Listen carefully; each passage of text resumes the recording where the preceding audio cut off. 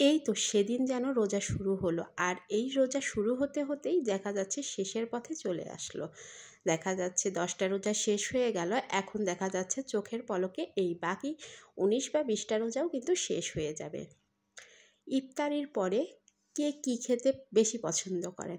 আমি ইফতারিতে ভাজা পোড়াটা যত কম পারি করার চেষ্টা করি, খুব কম ভাজা পোড়া করি।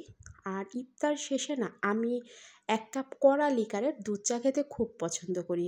কি খাই না খাই সেটা বড় কথা না ইফতারিতে, কিন্তু ইফতার শেষে যে আমাকে 1 কাপ কড়া লিকারের দুধ চা খেতে হবে এটা কিন্তু একদম লাগবেই লাগবে।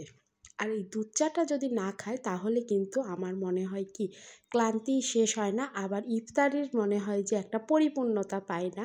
তাই ইফতার শেষে নামাজ পড়ে আগে আমি কড়া 1 কাপ দুধ চা নিয়ে বসে পড়ি, তারপরে বাচ্চাকে পড়াইতে বসি, এরপরে একে একে বাকি রুটিন চলতে থাকে।